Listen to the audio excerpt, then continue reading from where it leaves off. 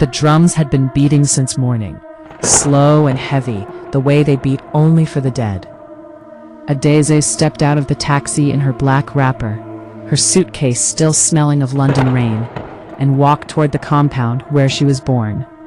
Women in white blouses sang mourning songs under the mango tree. Her chest was tight with grief she had carried across an ocean. She had not seen her father in 6 years, 6 years of phone calls that grew shorter, and photographs that grew fewer. She had worked 2 jobs in London, sending money home every month so her father, Chief Okonkwo, could finish the new house and pay her brother's school fees. She always promised herself she would visit soon. Now soon had come too late. The coffin sat under a canopy, surrounded by white flowers. Her uncle Namdi took her hand gently and led her forward. "Say goodbye to your father, my daughter."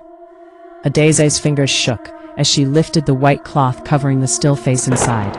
She screamed. The man in the coffin was not her father. The singing stopped. Heads turned. Her uncle grabbed her shoulders. "Adeze, grief plays tricks on the mind. Sit down." "I know my father's face, uncle. This man has a scar on his forehead. My father has none." Her voice cracked through the courtyard like thunder. Someone quickly shut the coffin. Neighbors whispered behind cupped hands. Namdi's eyes would not meet hers. That night, sleep refused to come. Adeze lay on her old bed, staring at the ceiling, her father's photograph pressed to her chest. Something was wrong, and no one in the compound would tell her what. The next morning, she walked to the Udara tree where Papa Ude, her father's oldest friend, sold his palm wine. His hands trembled as he poured a cup he did not touch. "Papa Ude, who was that man in the coffin?" He looked over both shoulders before answering. "Some things are safer buried, Adeze. I have flown across the world for this funeral. Tell me the truth." The old man's voice dropped to almost nothing. "His name was Obinna, a stranger who came here 2 years ago. He worked for your father." He would say no more, only pointing her toward her uncle with frightened eyes. Adeze found Namdi in the evening, sitting alone by the fire. She did not sit. She stood over him like a judge. "Tell me who is in that coffin, or I call the police from the city." His shoulders fell, and the truth spilled out like water from a cracked pot. Her father was not dead. He was alive, hiding, far from home. 2 years earlier, Chief Okonkwo had borrowed heavily from a powerful businessman to expand his farmland. The crops failed. The debt grew teeth. Men came to the house at night, promising death if he did not pay.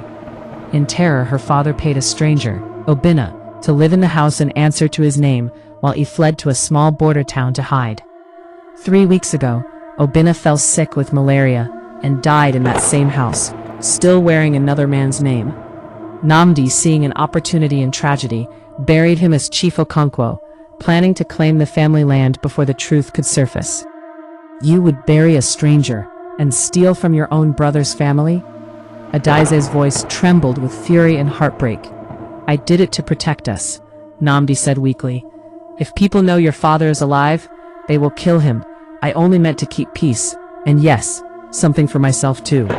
Adeze walked away from the fire with her heart in pieces. The uncle she trusted had buried a stranger's body and nearly buried the truth along with him. She did not sleep that night either. By morning she had made a decision.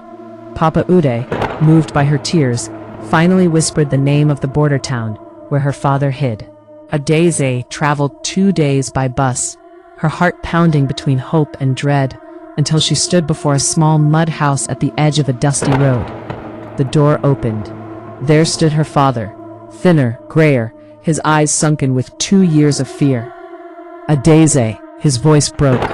"You are not meant to find me like this." She fell into his arms weeping.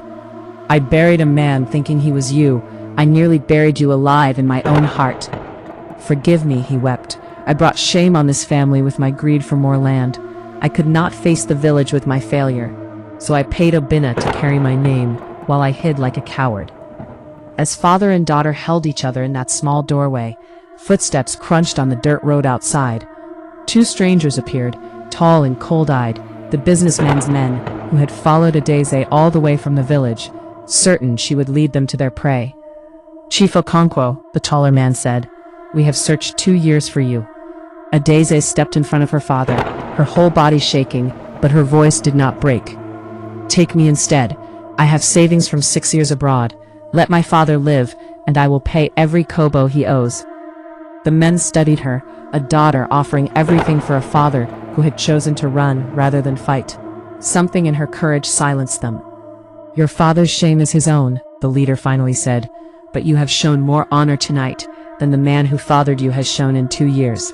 We will accept your offer, and the matter ends here." With her savings and part of the family land, the debt was cleared.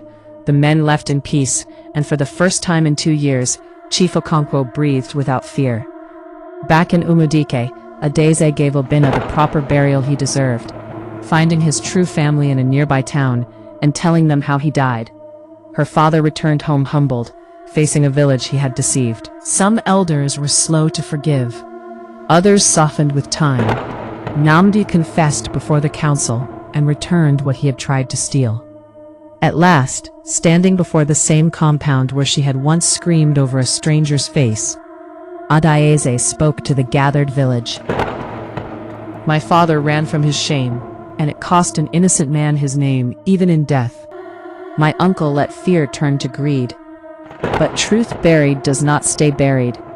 It only waits and rises louder than before." The village nodded in silence, understanding at last.